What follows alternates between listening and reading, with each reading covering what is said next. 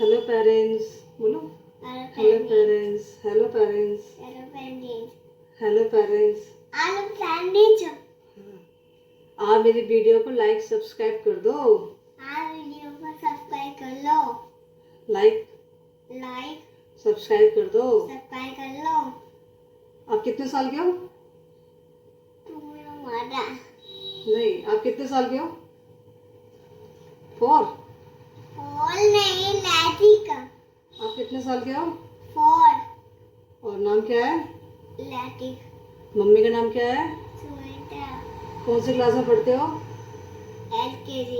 कौन से स्कूल में पढ़ते हो? Happy happy Cambridge. हाँ। बर्थडे कब आता है आपका? अप्रैल 11 अप्रैल। 11 अप्रैल। हेलो पेरेंट्स, मैं ये बताना चाहती हूँ कि ऑटिज़म, जब ऑटिज़म का नाम आता है तो हम बहुत डरते हैं कि होता क्या है ऑटिज़म। बट मैं यही बताना चाहूँगी कि ऑटिज़म कोई बीमारी नहीं है और कोई इसका कोई इलाज नहीं है। हाँ, ऑटिज़म का एक ही सॉल्यूशन है, बिहेवियर थेरेपी। अगर आप बच्चों को बिहेवियर थेरेपी दे रहे हो तो बच्चा आपका ऑटिज़म से लड़ेगा और आगे बढ़ेगा। बिहेवियर थेरेपी जो मैं आगे नेक्स्ट वीडियो में बताऊंगी कैसे क्या पार्ट है। फिलहाल अभी ऑटिज़म बताना है, ऑटिज़म होता क्या है। हम लेडीज़ें यही सोचती है कि हमारे बच्चे को ये दिक्कत क्यों आई, ऐसा क्यों हुआ, हमारे बच्चे को ऑटिज़म क्यों हुआ, हमने ऐसा क्या किया था जो ऑटिज़म हुआ हमारे बच्चे को। बट ऐसा कुछ नहीं है। ऑटिज़म होने का मुख्य कारण होता है आपकी फैमिली में कोई ऐसा शख्स जिसको ऑटिज़म है, चाहे वो आपके ससुराल से हो चाहे आपके मैके से हो।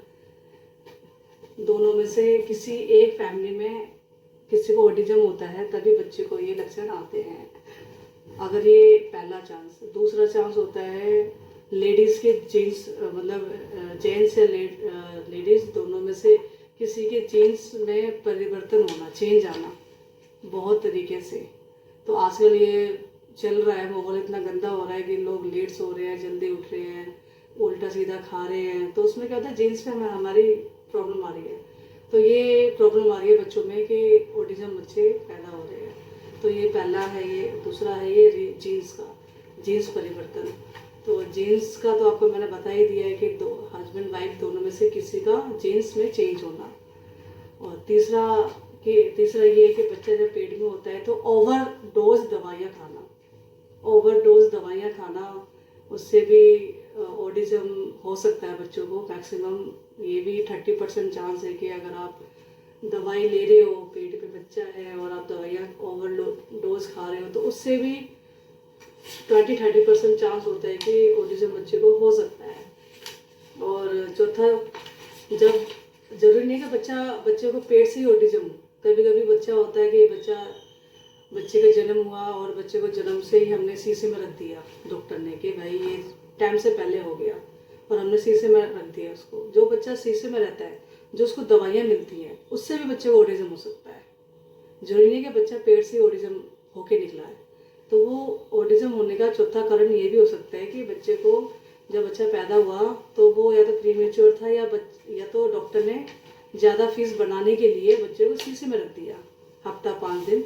तो वो जो दवा उसको जो भाप दी जाती है शीशे में, उससे बच्चे को जो दिमाग है वो डेवलप नहीं होता और आगे जाके वही ऑटिज़म कहलाता है। ठीक है। और पांचवा, जो हस्बैंड वाइफ होते हैं जो बिल्कुल अकेले रहते हैं, सिंगल रहते हैं, तो वो हाँ पी लो।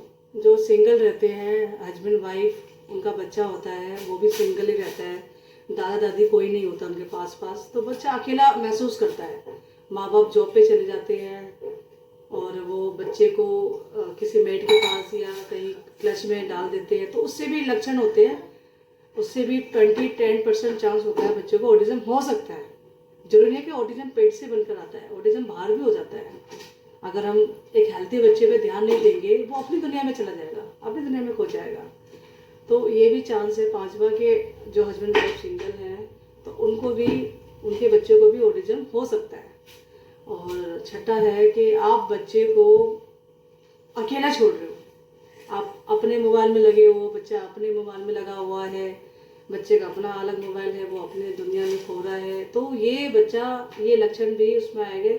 ज़्यादा मोबाइल देखने से भी ऑटिज्म के कुछ लक्षण आ जाते हैं, जो कि बाद में थेरेपी वगैरह देके वो ठीक हो जाते हैं कहीं तक। मगर आप नहीं दोगे, टाइम से नहीं करोगे, तो वो ऑटिज्म बढ़ जाएगा और वो बहुत टेंशन देगा आप लोगों को, और बच्चा हो सकता है इस चीज़ से ग्रस्त हो जाए।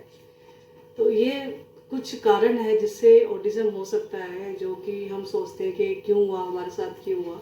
मैक्सिमम 30 में से 2 से 4 बच्चे ऐसे होते हैं जो ऑटिज्म होते हैं। अब तो मैक्सिमम 10 में से 3 बच्चे ऐसे निकल रहे हैं जो जिनको ऑटिज्म है। हम ये सोचेंगे हमारे बच्चे को क्यों हुआ, तो हल्के फुल्का लक्षण हर किसी में, नॉर्मल बच्चा भी होगा उसमें भी प्रॉब्लम आएगी, सब कुछ समझेगा मगर हकलाएगा तो वो ऑटिज्म हो गया। तो ये मत सोचिए कि हमारे बच्चे को हुआ है, ये मैक्सिमम 10 में से 3 बच्चे को होता ही है।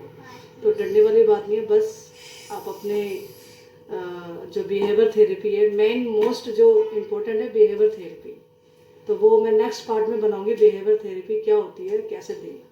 तो thank you so much. Autism क्या होता है फाइनली आप समझ गए होंगे और कैसे होता है। Thank you.